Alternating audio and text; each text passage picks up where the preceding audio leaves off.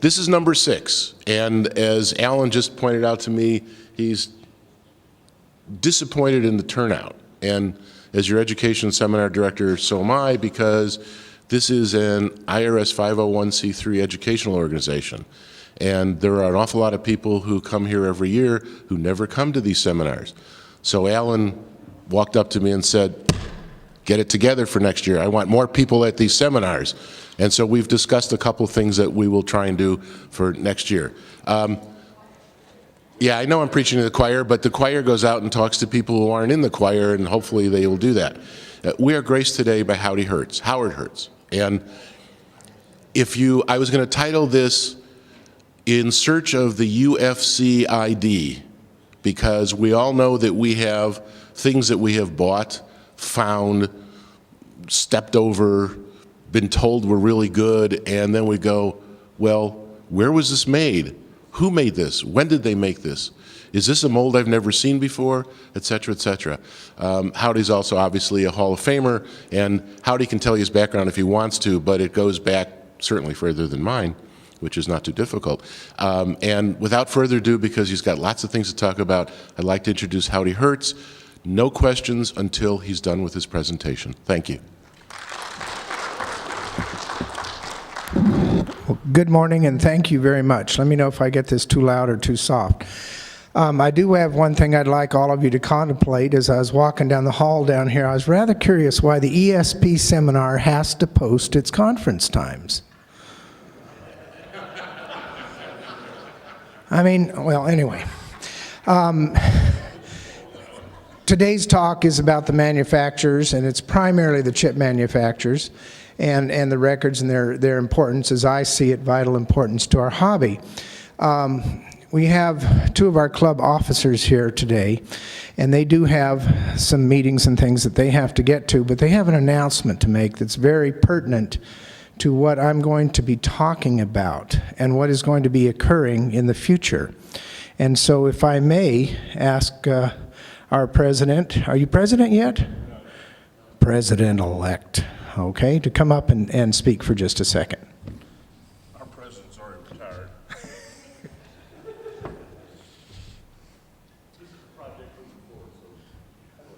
I understand. We had a meeting yesterday with Gene and David Sprague, Howdy, Mike, myself. Is there anybody else in the room?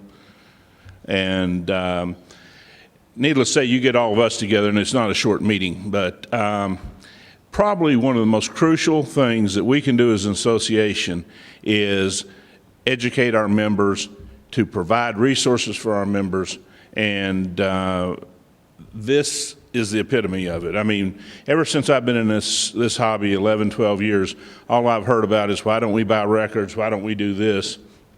Well, the reason we don't buy them is because we usually can't afford them. But as long as they're available to our members, we've accomplished 2 things. We've provided a service to our members, and we've also lived up to our obligation as an educational group. And so Howdy, who probably knows more about records than anybody, I would say absolutely knows more about records than anybody, has been working hard with some of our members who are acquiring records to make them available to the club. Now, the club has certain restrictions in that we don't have vaults, we don't have places that are climate controlled enough to store these records. I mean, we have climate controlled warehouses, but not like a museum would have. So Howdy has worked hard over the last little bit to create what's going to be a partnership between the Nevada Historic Society and our organization, which I think adds a lot of credibility to us. If they're willing to partner with us, it just adds a lot of credibility to our association. And they will have the original records. We will have the copies. We don't need the originals. We don't have a way to store them properly and protect them. And there's things in there that we don't want to take possession of. For example, there's one manufacturer that we hope to get all the dies from. And I said yesterday, well, we ought to be able to store a couple hundred dies. Howdy said, how about a few thousand? And so, we don't have the ability to do that right now. And so we're going to have access to the stamps in those dies, so we know what they are. We're going to have samples or copies of all the records. And I think we've got a great partnership being formed here, and we have to give Howdy the credit for it, because he's worked with the Historic Society for a lot of years. So I want you all to know that the club is 110% behind this. It's something that the new board and the old board have all talked about. It's going to go forward. We're going to support it, and you know, any help that Howdy needs, I hope everybody will provide it, because he's put a lot of time and a lot of effort into this on behalf of the club. Thank you, Wayne. I would like to thank Mike. We brought this issue up at the spring seminar, and Mike ran with it. We have a committee formed to work out the details of it, and I'm very, very thankful of this. About this whole concept. One of the things that is interesting to me is that when Sheldon asked me to speak here today, I wasn't sure how I wanted to do it. Well, this is going to come down to, can you give us a view of the last 100 years of the gaming manufacturing industry? We'll give you 30 minutes. Anyway, so if this is a little bit disjointed, some of it may come because of the fact that certain events that are occurring outside of our hobby are really driving us to make the consideration of preserving the records a very, very critical issue. One of them is availability, and that was an availability that really wasn't out there 20 years ago. Sheldon, if you can find the right button there, I don't know which one it is. By the way, I want to thank Mr. Covington over here. The magic of this presentation is his. The spelling errors are mine. Anyway, but I fundamentally believe that education is the key to our hobby. And there's a monument at the U.S. Air Force Academy. I didn't go there. I wasn't that smart by any means. But I saw it one day out on their campus. And just to more or less paraphrase it, it says that man's flight through time is sustained by the power of his knowledge. And I'm a firm believer that knowledge is the key to our hobby. Any serious collector will invest in knowledge and should do so frequently.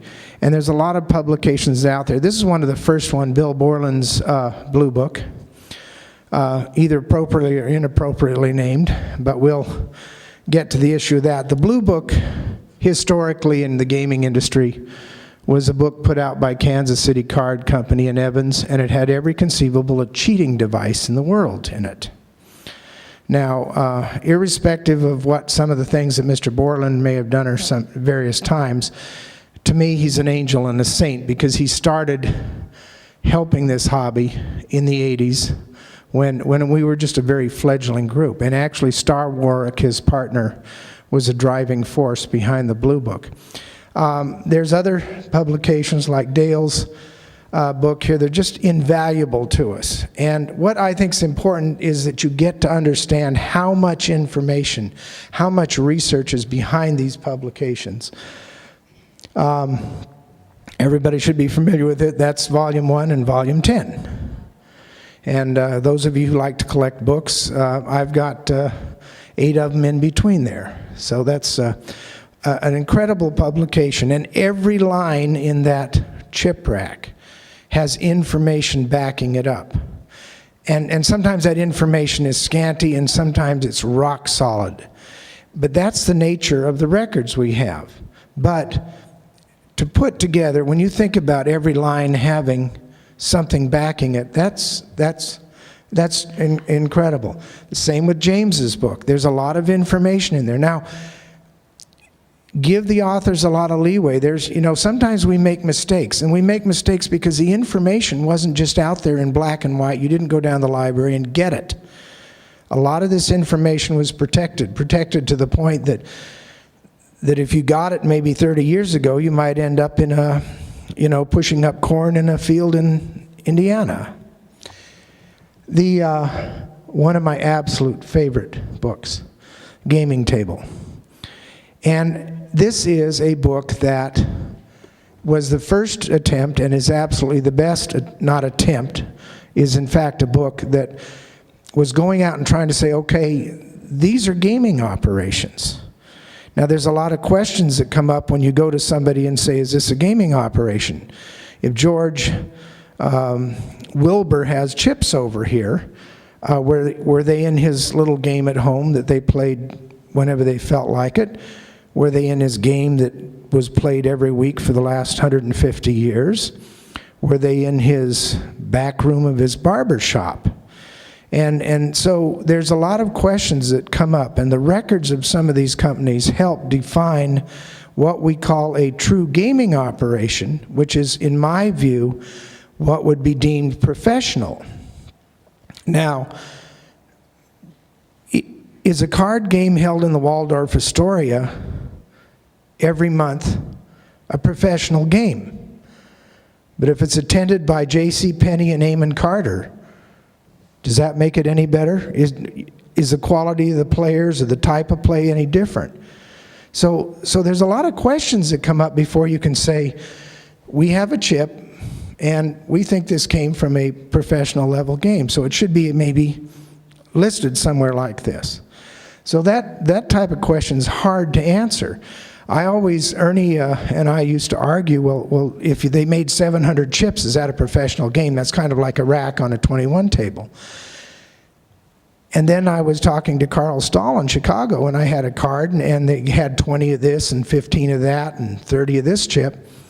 And I said, was that a professional game? He says, yeah, I've been there. It was. It was held in a garage in Cicero. Well, to me, that should be in the book.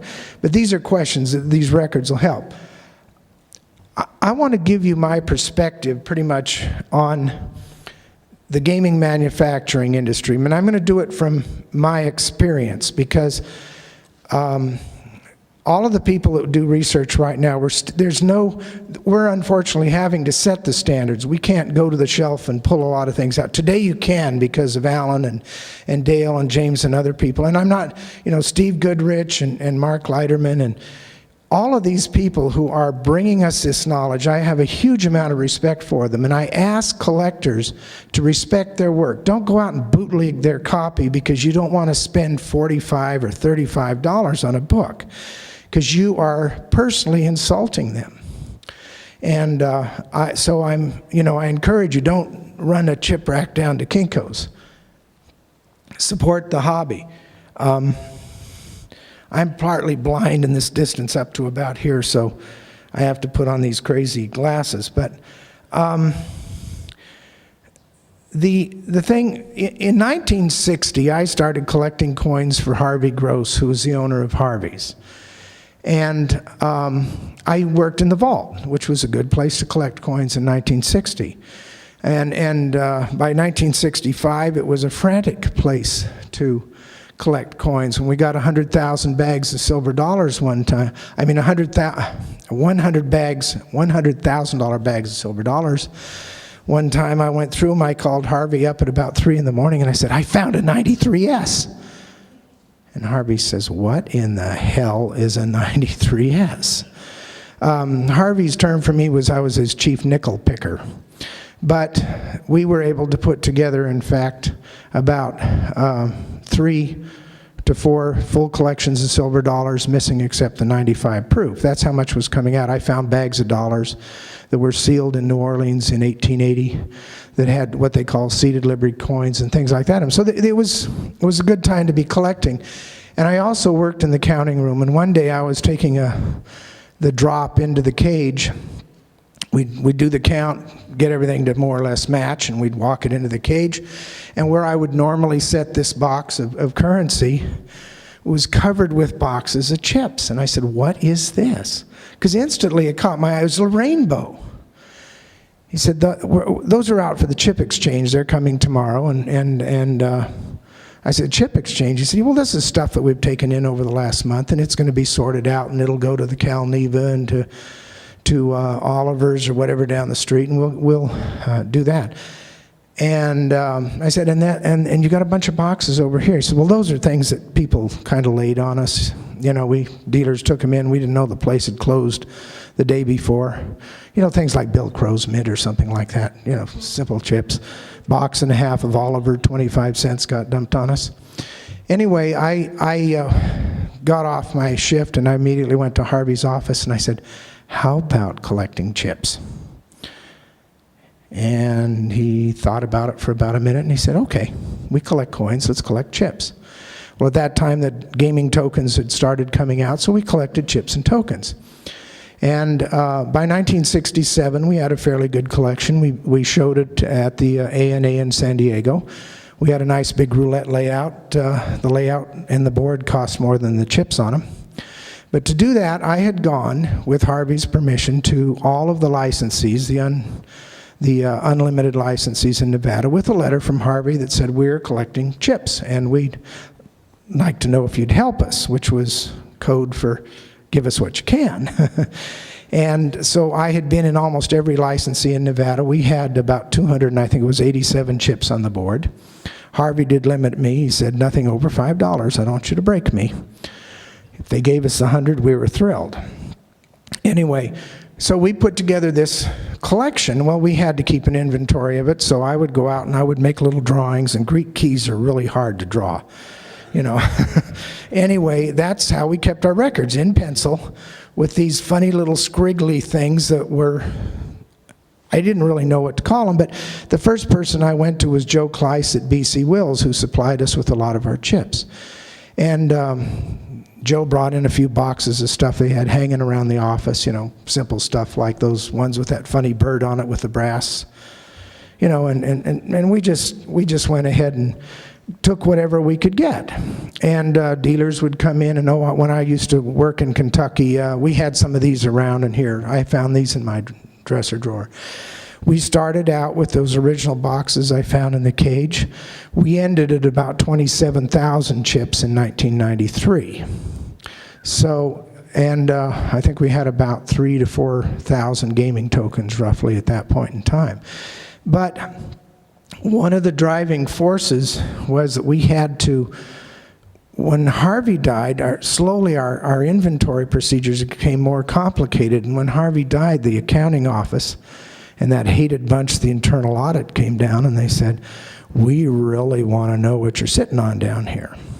So I went out and I went back to the original sources that I had fortunately entree to, which was the members of the gaming industry and the manufacturers. Now, in 1965, I had the fortune of walking in to Bud Jones's first office after Christie & Jones imploded. And Bud was very helpful because he wanted any business he could get. His daughter, after Christie & Jones blew up, his daughter had come home from high school at night and would spot dice in their family garage.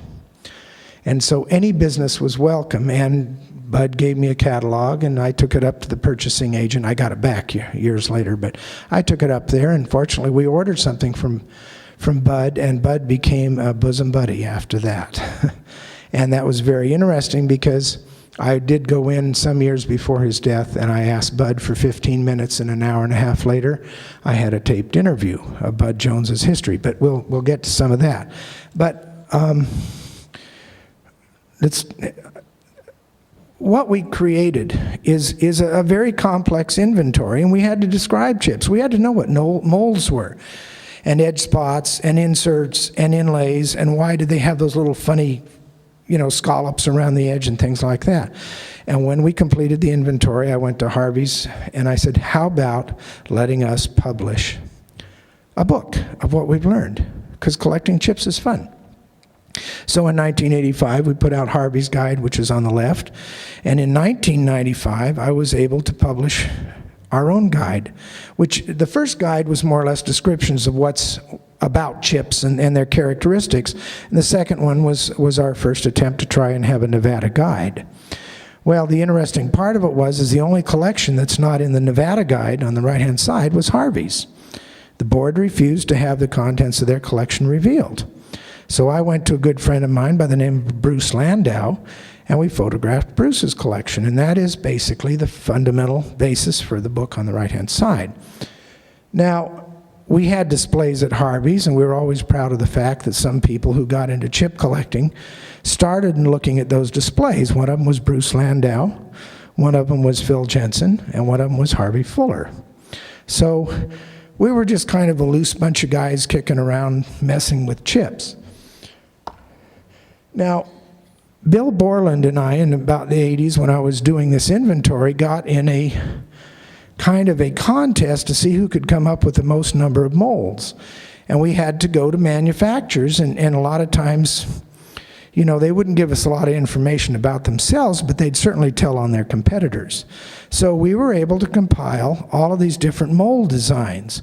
And now we begin to understand what was going on. These were a way of people saying, this is my product. I have a registered mold. I have a design that nobody else can use. Well, it wasn't real easy to get all this information because most of it, I was told, was coming out of the Burt Company. And if you went to Portland, Maine, and asked somebody on the street, where's the Burt Company, they'd say, the what? It was the most quiet, secretive company in the country. But they were making money for the gaming industry. They were the mint for the gaming industry. And they, by their nature, weren't real forthcoming about things. Now you got to remember, U.S. Playing Card at one time also made chips, and they were made in a little building out in the courtyard. And one of the older vice presidents of U.S. Playing Card told me when I was there that we didn't even know who was in that building. We took the payroll out in a sealed envelope and we gave it to the man at the door after we knocked on the door. And when the envelope went in the door, I didn't go in the door. He said when I delivered it, we didn't know what they did in there. But in the 1940s, they sold out to the Burt Company. But they were making money, the currency of the gaming industry, and they were very careful about it. Later on, we were able to get a lot more information. And there were a lot of questions. We had things we wanted to find out. This is compliments of American Molding, James Blanchard, and that's a C mold. Now that's a hand plate. And I won't go on to a lot of details, but was the Evans mold at the time. And if you'll count real quick, there's 15 chips there. Well, I understand the recycle time. They'd take the chips, they'd put the clay in, they'd squeeze it, they'd heat it up, and it was all done. You'd have a bunch of chips laying on there. Well, that, if you're going to turn around times 5 or 10 minutes, or that takes quite a while. And you'll notice all the design in there is backward. Now, this is what Knoll's mold looked like with the chips. They would take these patches of clay, put them over the cavities, same process, hand plate, heat it up, squeeze it, and you'd have this stuff around the edge, which is what squeezed out of the mold. So you'd have to go down there and chip away that stuff and true them up, get them round, and there are very processes, things for that. So these were the type of questions. Now, finally, we're getting to see how this works. This kind of an interesting group of items to give you an idea that when you're starting to inlay or insert things, you start with a blank, you put in part of it, then you put in the rest of the color. These are what I call inset inserts. And eventually you end up with a chip that's quite nice, very beautiful. When you see the edge on there, it's not trued edge because they haven't made it perfectly round. They're still cleaning up. Well, as I was doing all of this work, I decided it was time to find out more information. And in 1991, the ANA held their Centennial Convention in Chicago. And to this day, I don't know why, I looked in the Chicago phone book, I looked under gaming, and I saw Mason and Company. I said, I'm just going to give these boys a call. Maybe they can kind of enlighten me about some things on chips. So this is 1006 South Michigan Avenue, fairly impressive building. And you go in there, and on the 6th floor is H.E. Mason and K.C. Card on the register. The first time that I was thrown out of Mason and Company was in 1991. I went in and went into the showroom, and 3 or 4 customers were in there, none of which looked like gaming executives of today with their, suits and ties. These were gentlemen just kind of standing there wondering who in the hell I was, as was the salesman behind the counter. And I'd identified myself. I said, I'm a chip collector, and I wanted some information. And this fairly short African-American gentleman looked me in the eye and said, we have absolutely nothing of interest to you. Would you please leave? And he said it in a way that was very convincing.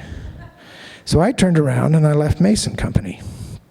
Now, what I did is I kind of put Mason on the back burner, but I thought they were, you know, there was something there. I didn't think he had been real forthcoming with me. Anyway, in 1995, I was going through a Larry Lubliner auction, and one of the items in the auction, there was a lot of gaming things in there. One lot was Mason and Company. A lot in an auction. And I called up Larry. He said, yeah, that auction was 2 weeks ago. I said, oh no. He said, but the lot didn't sell. Are you interested? It took me about 7 days to get my schedule together. I was in a plane to Chicago, and I went through that door, and as you notice, it says H.E. Mason and Company, Casey Card. So let's take a look at what that was like. You go into a showroom. That's where Howard was standing. His name was Howard, too, the little short African-American gentleman. He was standing behind the counter when he'd thrown me out the first time. This time it was open arms. Welcome. What would you like to see? I said, everything. He said, good. Have you got a couple of days? I said, I have a week. So basically, because they were considering selling the company, I got the run of the building. I was like an elephant in a peanut warehouse. I mean, man, it was just unbelievable. These were their file cabinets, and they kept such interesting things in there as their licenses, their historical records, their collection of gaming catalogs of their competitors, various things like that Howard originally said would be of utterly no interest to me. Also, Sheldon, okay, sorry. Oh, okay. I also did this in TIFFs. They're probably very clear and horribly big files. Dick would probably like to shoot me right now. In that, okay, can you go back one? All right. This was kind of in the back corner behind that counter, and you'll see a bunch of little green file cabinets in there. And when I asked Peter Karnov, I said, what's in these files? He says, oh, those are our records on the chips we stamped and the dice we made and the customers we had since he says probably about 1928. Anyway, left-hand side there, you'll see a little desk. There's actually an area behind those green files, Sheldon, and that was kind of the card corner. And I admit, I was very naive. I was a Nevada boy that grew up in Nevada. My family was in gaming, and I looked at gaming from what Nevada was like. You know, we were regulated. We can't move a slot machine without calling TRPA and the Gaming Control Board. I had no idea what gaming was like in America. What I didn't realize is that Nevada was 100% of the legal gaming in America for a long time, but it was about 10% of the gaming in America. And that's what I began to understand. I found some chips. These are the shelves that I found. I went through every box at Mason and Company. It was a lot of fun. And then I found that box of Pioneer Club 5s that was sitting under just in the boxes of chips. And I asked about that, and I said, what's the deal here? And he said, well, when the Burt Company made the chips, you know, if we order 1,000, they're probably going to make a few extras because sometimes we have a problem, a defect, and we have to replace them. And I don't want to go back to the Burt Company and order one chip. And I don't want to give the guy a refund. So they sometimes, I think, had a little extra here and there that would come with an order so they could do this type of thing. I went into the back of Mason and Company. This is called the dice room. And I want you to notice, this is a factory. It's dirty, it's greasy, it's grimy. You know, and there's a lot of interesting stuff back here. This is where they made dice, fair dice and other dice. That little cabinet there had all of the dies that they stamped the dice with and that they stamped the gaming chips with. the special dies. Now normally they had a set of A to Z little fonts, and they would go in and, if it was Michael Knapp, they'd get M and K together, but if Michael, being eccentric, wanted a really fancy, beautiful chip, they'd cut a special die for him, charge him through the nose if they could at the time, and then they'd put his die back in there because Michael might want some more chips. So that cabinet we have today and its contents. That's the hot stamp machine. That's where the hub chips were hot stamped. It's a real ugly thing. Now, there's a lot of stuff laying around at this time. I think it's the next illustration, isn't from, unfortunately I used Taylor samples of an equivalent nature rather than the hubs, but this is basically crap that lays around on the tables there, because when they put a new die on the machine, they want to heat it up, see if it's hot enough, and it'll take the gold foil. So they would sit there and they'd grab a die here or a chip there and they'd overstamp it, and yeah, the die's okay. Then they'd make the run, because then they wouldn't have to ruin another chip if it wasn't right. So, and remember, they're a factory, they're pushing stuff through. So something like this is a flaw. It's just that maybe the guy had a bad night and he couldn't quite get it in the middle there. Well, what I found out is that Mason and Company and a company called KC Card were one and the same. I have a little instruction sheet, and it says, when you answer the telephone, if line 1 rings, you answer Mason and Company. If line 2 rings, you answer KC Card. If line 3 rings, you say hello. Now, there was a reason for this, and this was the reason we didn't have these records for a long time.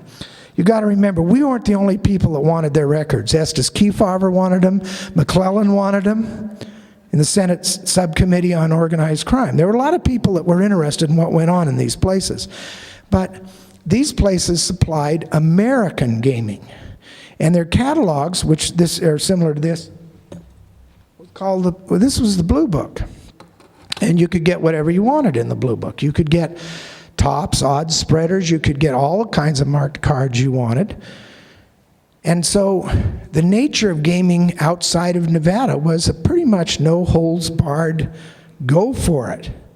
And cheaters would come in and get a pair of dice that was special, and then their opponent would come in and get another die that they could slip in to the other cheater and flip his game on him. So it was pretty much wild and woolly. Now, that corner that we talked about earlier, this is where they did the dice work. That binder is basically their instruction book on certain types of procedures. When you did marked cards, you had standard decks that anybody could buy. You could get a 503 deck, and you knew where it was marked, because in the industry and among the gamblers, certain decks were marked certain ways. So you could buy this deck. Well, I paid the lady that worked at this desk $100. I wasn't able to get the videotape in here, I'm sorry, but I bought a deck and she marked it for me, and it took her about 2.5 minutes to mark all of the spade paint, the colored cards. And then she put them all back in order. She put the cellophane back on it, got the tax stamp where it should be, put the cellophane back, and I had a deck that looked like it came out of the local drugstore. It was beautiful work. She'd only done it for 35 years. She could do it in her sleep. Now, this happens to be from Taylor or Hunt & Company, but if you wanted, we're going to blow Gus's cover here, but if you wanted a certain deck marked a certain way, you could do it. And what Gus here wanted to have was, he wanted the corners, normally they're slightly turned on the red, but what he'd do is 2 through, I think it was 5, he'd get diagonal corners sharpened, and then 6 through 9, he'd have the other diagonal sharpened, and he left the face cards alone. Well, when they did this order for Gus, they wanted his business. They marked his 5 decks, and they marked a 6th deck. And that way they took the deck and they put it in an envelope with his name on it and his address. So all Gus had to do is say, I'd like some more cards. And Gus would send in his money, and voila, Hunt would produce the cards and they'd be in the mail to him. They kept these files. We have about I don't know the count, I think it's 1,500 to 2,000 of these cards. This is called special work. This is an original illustration plate out of an Evans catalog. Obviously, there were other things that they did for gamblers that were a little more unique. This is probably about a $150 item, probably about a $15,000 item in the world today. But, you know, if you need to improve your odds, sometimes you need to play with a deck of 55 or whatever. And you need to keep those cards somewhere, so you get yourself a little holdout device.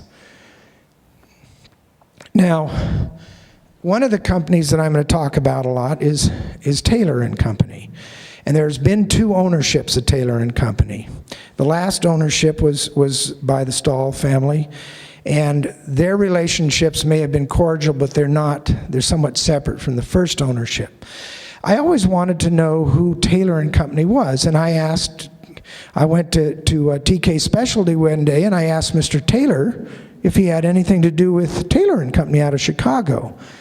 And he politely bristled and said, hell no, those are, I won't use the ethnic slur, people of Italian heritage who are a bunch of thugs, basically. And I was kind of, whoa, wait a minute, what are you talking about? So finally I was able to go to Chicago one time, and I found out from some records that Bobby Taylor, makes sense, Taylor & Company, Joey O'Brien, and John E. Moore were 3 of the principals. Now, there was also 2 other people, a Mr. Johnson and a Mr. Milner in there, who had technical expertise. But the management of the company was kind of there. Anyway, when I was at Taylor & Company, I asked Peter Karnov, do you think I could talk to, when I was at Mason & Company, I said, what do you think about talking to Taylor down the street, down at 2200 South Michigan. He says, well, you can give him a call, but I don't think you're going to get very far. And I found out a lot later as to why there wasn't a lot of love lost between the 2 companies. But so I called up, and a gentleman answered the phone, and I explained that I was a chip collector and I was interested in records. He said, we have absolutely nothing that would be of interest to you. I said, okay, thanks. That was 1995. Well, 1999, another convention in Chicago, set it up. I called Hunt & Company. It had been arranged through Glenn O'Neill of T.R. King, who knew the owner. He said, he might like to talk to you. I think he's considering retiring. You know, got in the car, drove down. Now, this is not quite as nice as Michigan Avenue at 1000. This is more like what I think they call the south side of Chicago. Sheldon can comment on that. Anyway, the building you saw back there was the building I stopped at, and you open the door, and this is what you see. Not a lot of ads, no neon. And you go up the stairs, and you look back, and you kind of wonder if that's the last time you're going to see those numbers. And you go through a door at the top of the stairs, and voila, showroom. Go ahead. Interesting, somewhat innocuous display of cards and various things, a few chips hanging around, a lot of carnival tickets, because a lot of these companies dealt with carnival things. Anyway, when you get behind the counter and you go into the next room, you see a factory. You know, major stuff. This is a shipping area. And this, to me, was just some of the greatest chaos I've ever seen. I loved it. Down on that shelf are such things as the card rack for the special cards, things like that. Layouts, yeah, got them by the ton. Don't hit your head on them. Pull tabs, big pull tab business at Hunt & Company, one of their major licenses, and those look like chips. Could they be T-mold chips? They could be T-mold chips, they're unicorn chips, they're chain chips. There are all kinds of chips. There was about 18,000 chip blanks at Taylor & Company when I went in there. There were also these plates on the floor, and he said, that's what we used to make our chips here. We had a big steam press, and we had, now I know these are hand plates, these are chain mold hand plates. And I guess they eventually took this big monstrosity out of there and threw it in the trash because it was just very yieldy, taking up a lot of space. But anyway, they had a few of those kind of things laying around. The interesting thing on the left-hand side, I think, is called a biscuit mold, where they would pop out preliminary circles of clay that they could then put in the other molds. This is an interesting area. Again, factory chaos. That's a dice area. And Sheldon? Cabinet full of cigar boxes, full of dice that they made. And dice machine sitting there. And a few trays of dice from Covington, Louisiana, lots of places around the world. So this was the type of things that you run into when you come into these companies. And there were these envelopes. Well, these are the envelopes that fundamentally supported this book, because E.M. Stockton, who owned Hunt and Company originally, would make the chips, emboss them, whatever they wanted on the chip, put it in the envelope with your name on it, and usually put in sometimes all of the colors he made, or sometimes just a few, or sometimes they'd put in a cardboard disc that they had stamped just to keep an idea of what the work was in case you wanted to reorder it. Another part of that shows, I mean, this is the way I found the Hunt files. I mean, just complete chaos. Now, one of the things that I kind of want to talk about is going back to Mason and Company.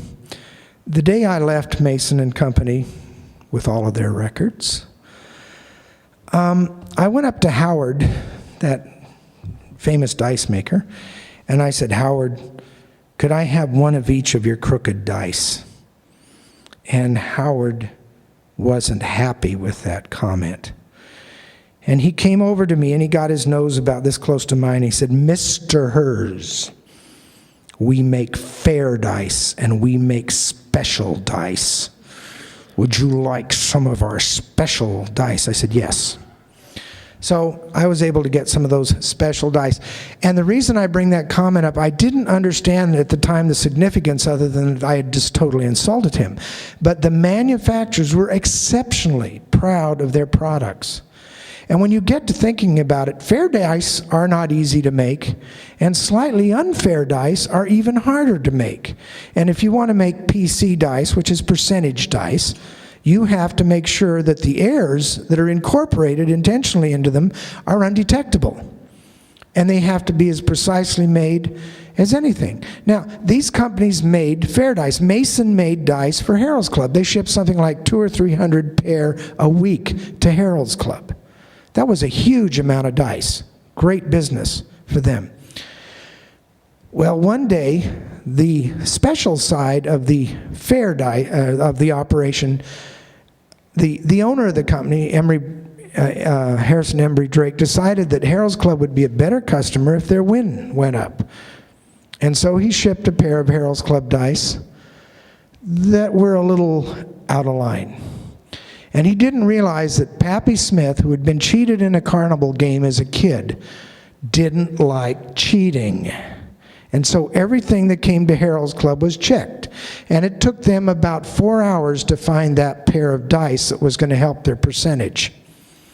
And the next day a letter came from Harold's Club. "Thank you very much. We are no longer going to be acquiring dice from your company. We found a local source." And it was a great amount of pain to Mason because they had lost a huge account. And this concept of fair versus special would eventually take its toll on a lot of these companies. Now, where are the sources of information that are most public to us? They were in the form of the catalog. This is the chip page from the KC Blue Book. And they offered hub chips. There's a lot of information on that page. One of them is the number B9, which means the chip is just a plain hub chip. Then you had your B11s, which had inserts, and you could get hot stamped various ways. They'd charge you if you want a special die. And then you have a B41 up there, which was an inlaid chip. Now, what's important to know for collectors out of this is, Sheldon, go ahead, is who were the manufacturers?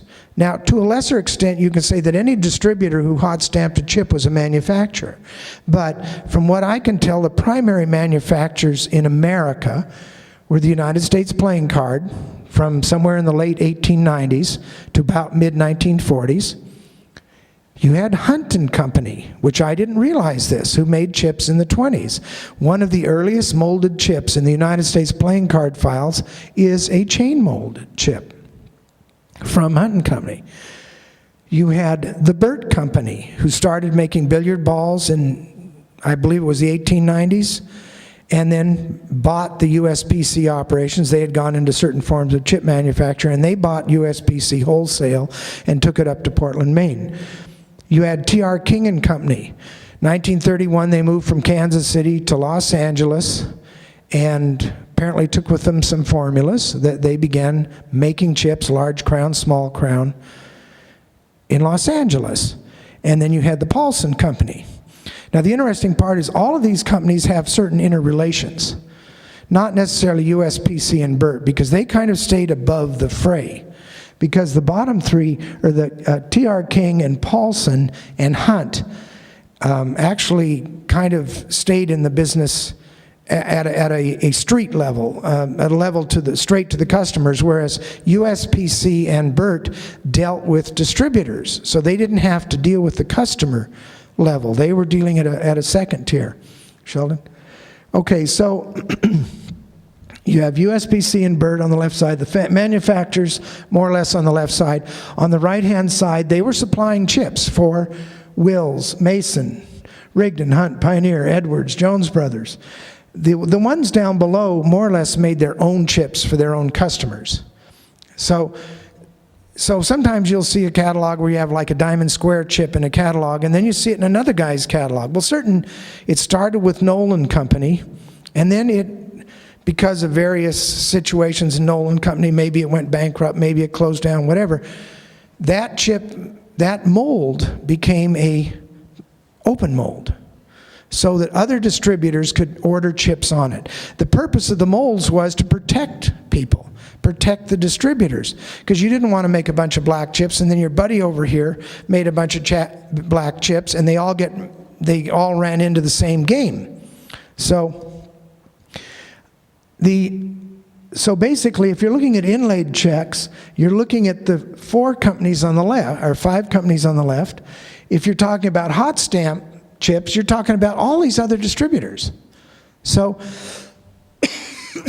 pardon me, when you go looking for the records, depending upon the type of chip, you may not get the records.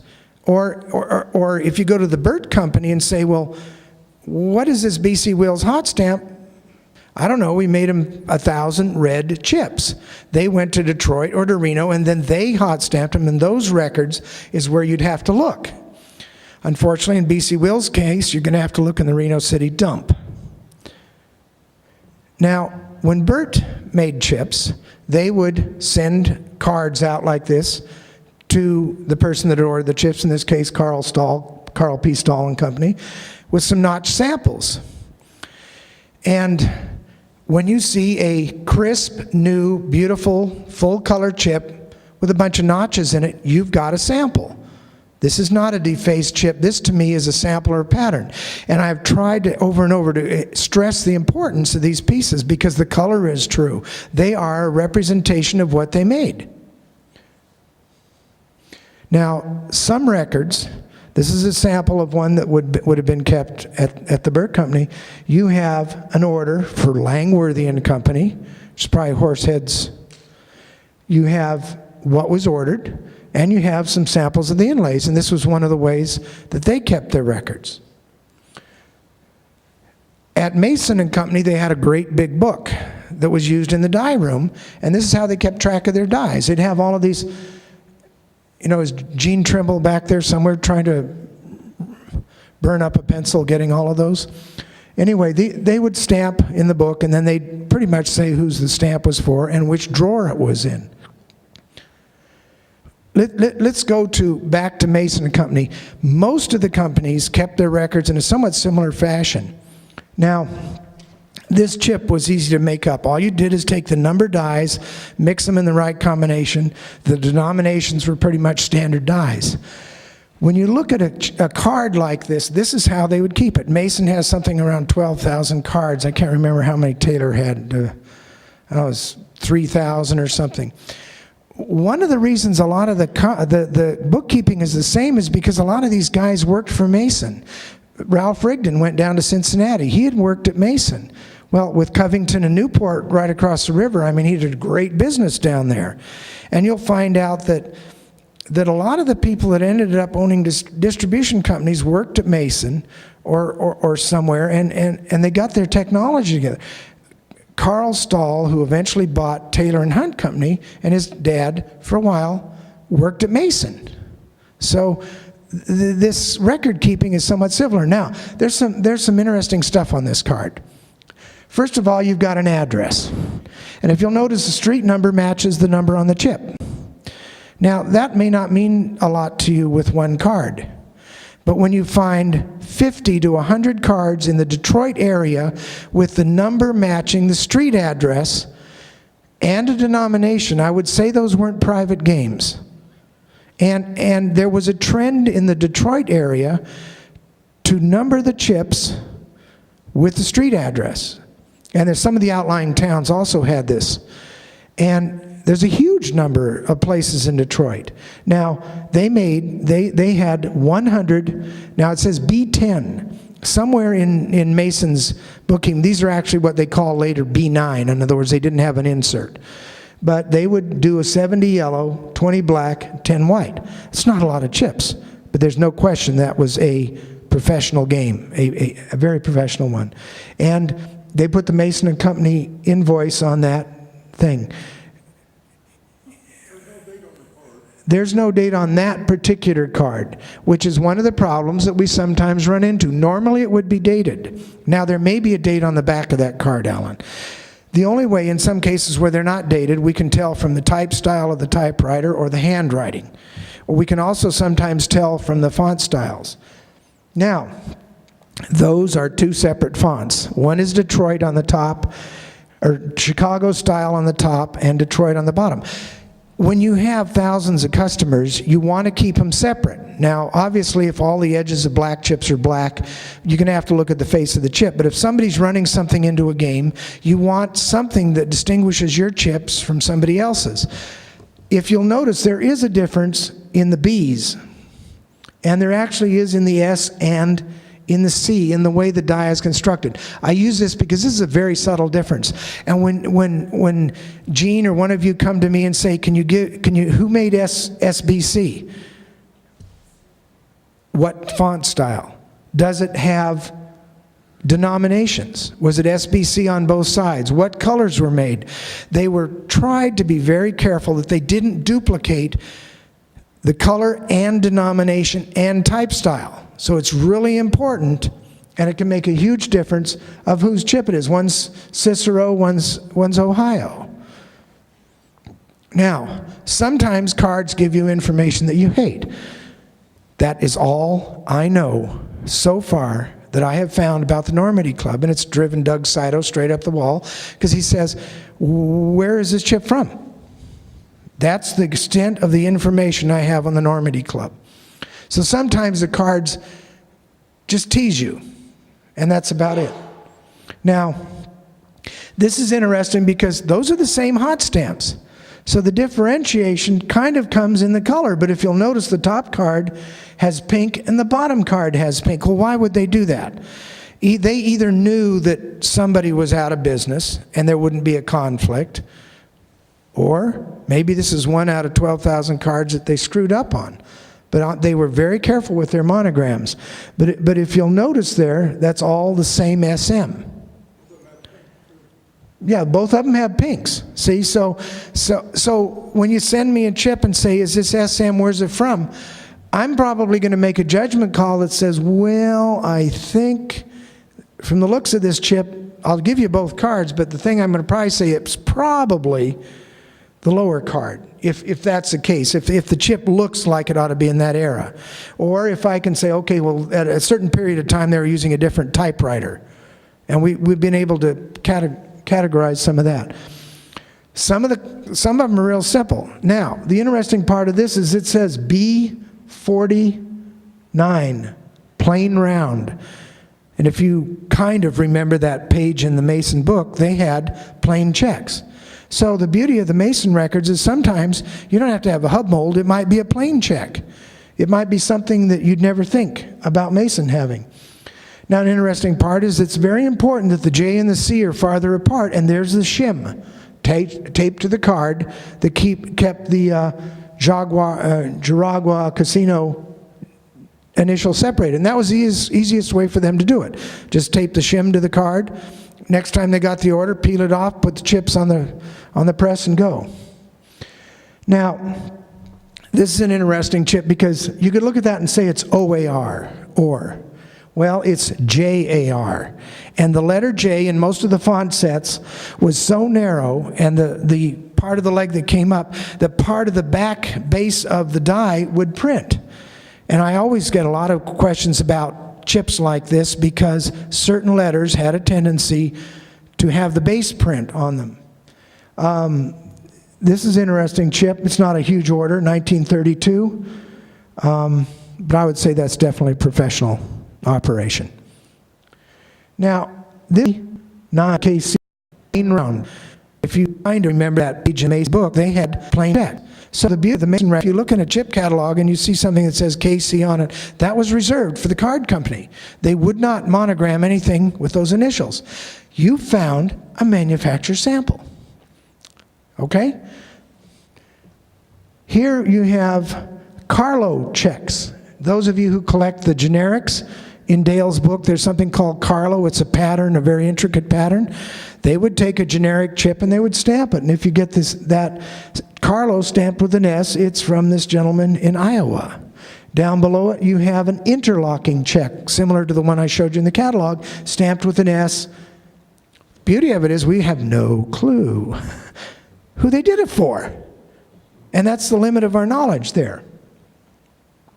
Now, how helpful can these cards be?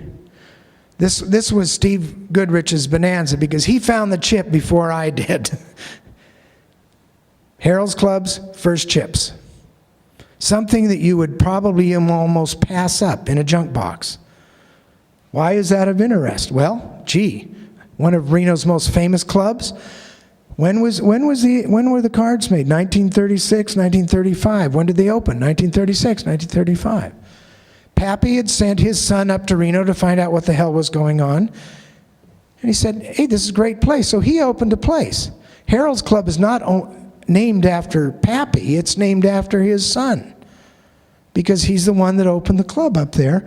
And Raymond Smith, there's his card.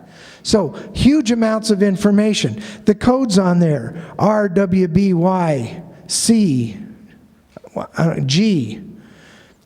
Those are the colors they made them in. They coded everything. Now, when you get a Mason card and the letter J is on there, it's for black. Because B is blue. And gray is spelled out sometimes. Most of the time. They generally offered between sometime 8, 9, 12 colors. Eventually the range of colors changed because as the chemistry became available, as they were able to expand the colors. I mean, today it's like probably, what, 2 million colors it seems like out there available. But you can see how important a card like this can be to history, to collectors, to anybody. All right, there's actually the, I may have gotten those out of order, but that's the Mason catalog, and it shows the numbers, 48, 49s, plain checks, rounded edge or square edge. Now, this is the kind of the flip side of the problem with cards. Beautiful card, we got everything but who they did it for. We know how many, what it looked like. That's the chip. On the back side of that one is 100. For who? Silver Spur? You know? We don't know. Well, maybe we could go in and if there were a date on that card, we could say, was it made while that casino was open? But all we're going to know is maybe. Here's a case of a card, and I've looked for that chip forever. I found a bunch in a junk box, and I wasn't interested at the time. Had no clue how important that chip was. 2 months after gaming was opened in Reno. The Northern Club. My aunt's house was next to the Torillises. Felix and his dad owned this place. So, never even found the chip again. Got the knowledge later. Now, look at this, how important, again, importance. This is Hunt & Company, SLC, made for the State Line nightclub in Bainville, Montana. The last letter on that Bainville is an E. Just by Stockton's handwriting, we can tell that. And if you notice, it was from another distributor. It was a customer of this other man, which is on the bottom. The SLC is easy, but those are denominated on both sides. And the only way you're going to ever find out that those chips should go together is by virtue of that card. Now, the nice part, obviously, you can take, we did the Hunt records in a book, so you can find this. But I also want you to understand, sometimes the information just isn't enough for collector's purposes. But that's all we have. Sometimes you get a card like this. Harvey was my uncle. I had the free run of the wagon wheel. We never found the $100 chip. I didn't know it existed until I found it in Carl's file, and I said, oh my God. But I will tell you, in 1955, a $100 chip would have broken us. Okay? But never 202 pieces made. Gold hot stamp as opposed to silver. That's the other thing the original cards tell. This card, I believe, is online on the website, but you can't tell necessarily if they're gold or silver because those are copies that are posted. All right? Now, here's some more Taylor cards. Again, different styles. The one thing the card tells us is that the middle one is Montclair. That's the name of the type font. So if you write to me and you want a WH, a chip that's a T-mold, you better let me know what the font is, because I have 3 choices. And sometimes these cards will say Harp, which means it was from the Harp mold that Taylor controlled. It's not always a T-mold. Sometimes cards will just help you separate things that you already know. Obviously, we know it's a Calneva Lodge, Lake Tahoe. But this tells you when and where. E. Remmer, Bones Remmer was his nickname, ran the Calneva for years. So this kind of helps you separate one era from another. Now, when we're talking about gaming history, and this is the part that I think that Wayne was alluding to, we started a project in 2003, and the idea of the project was, for the 75th anniversary of Nevada gaming, let's get as much gaming history in an institution as we can. We went to the top 20 gaming houses to get support for this. We were looking for $250,000 to gather the records, to get them somewhere and preserve them. Because of the corporate structure of gaming today, we almost uniformly got turned down. The people who were still interested was Bill Boyd, Bill Richardson from Mandalay Group, and the MGM Grand. But we never hit what we considered the threshold to make the project. But as we did it, we found out a lot of things. We found out that UNLV has a great special collections department, but they only collect paper. They're not happy with some of the things they have in their back room that are artifacts. And the same is true of Reno. And UNLV has some great collections like Harrah's Archives, and Reno has the Nevada Resort Association records. State of Nevada Archives has all the records from the Gaming Control Board that they are able to get. They keep the official records of the state. State museums got some beautiful artifacts. Don't have a lot of paper. Finally, we found that the Nevada Historical Society in Reno and the Nevada State Museum and Historical Society, which is now the Nevada State Museum, Las Vegas, collect paper, manuscripts, and artifacts.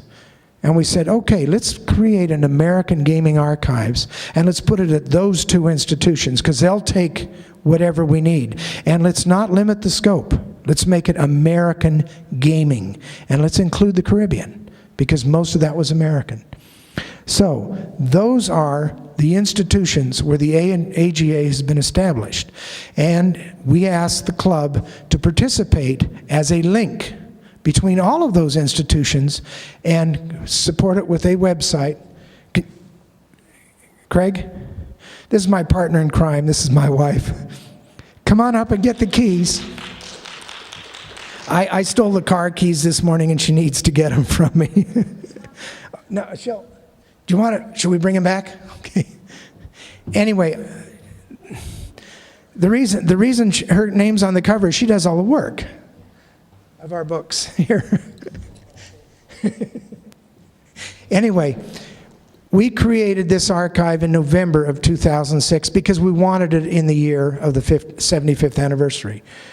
Now, the idea was that the CC&GTCC will link these archives because these people aren't going to give each other their documents. But who's going to be the clearinghouse? We went to the club, and the club said, this sounds good. Their halon system, fire suppression system in Reno, costs more than our building fund. They have professional curators, they can preserve documents, they can do the things we need to do. I was scanning one of the cards for this presentation and it fell apart. That's how fragile they are.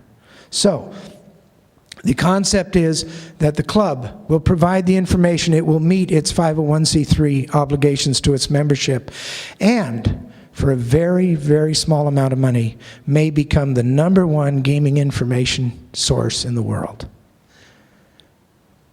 Now, let's go back to Taylor and Company a second, and let's use a good friend of ours sometimes who can find things out for us, which is the FBI. So we took a look at under Freedom of Information Act, and if you go there on the FBI website, you can look up some people. We know that Taylor was started in where is it? It's down there somewhere. No, that was from the statement with the bank. I believe I think it was moved in 38. It started as another company, a Suburban Cabinet Company, and it was moved to 422 South Cicero in 38. Now, you'll notice that there's a Mr. Insani, Mr. Johnson, Mr. Milner, John E. Moore, and there's another person on there too. So go ahead, Sheldon. When I was back, I was trying to find out who was Taylor and Company. And one day, I was given this catalog with these names on it. And I said, wow, that's kind of interesting. I don't know how many of these names mean anything to you. But this is where the part of the history can become alive, because there's a lot of legend and a lot of hype in American history. Anyway, if you go back, you can start linking names. Bobby Taylor was really Robert, and it's Robert, not robbery. Oh boy, I could get shot for that, literally. Joey O'Brien was the AKA for Joey Ayupa, #2 man in the outfit. John E. Moore was the name used by Claude Maddox. Raymond Johnson, was a man who had a lot of expertise in production, so he had to be in the company, as well as Harry Milner. In fact, that was Harry Milner's catalog that you saw. Now, sometimes the history really does come alive to you. And I was standing in a hot and sweaty warehouse in Chicago, interviewing a man who knew all of these guys, had worked with them. And I said, well, okay, I kind of understand Sony, and I understand Ayupa and things like that. Who's this Claude Maddox? And he looks at me and he says, you know, he was associated with Egan's Rats in St. Louis. He's the guy that got the guns for Al for Valentine's Day. Thank you. That's it. Thank you very much. I hope we've given some enlightenment. That's my 1 hour of 100 years of history.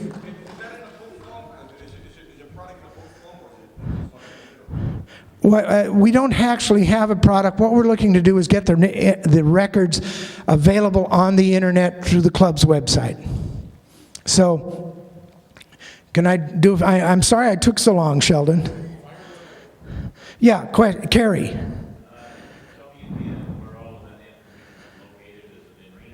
Well, a lot of it's in my store right now, but it's headed to Reno, and some of it's going to be in Las Vegas.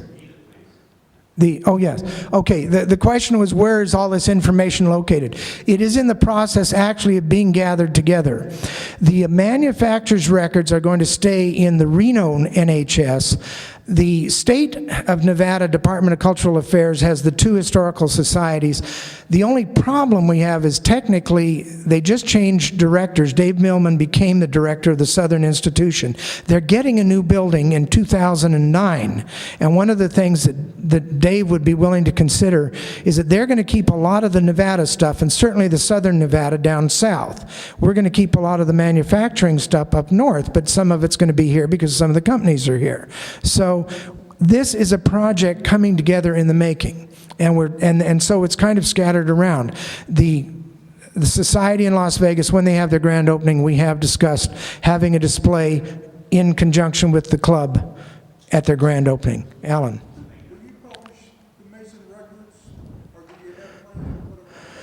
I think the Mason records, the question is, are we going to publish the Mason records? I think they're going to go online before they can be published unless you want to buy volume 1 through 50, because there's just so many records. And I think the easiest way is more concisely, I think they're going to end up online, so you can go to the website and there will be enough of the information off of the records for a positive ID. Anybody else? Thank you very much. I appreciate it, and I hope we've helped you a little bit.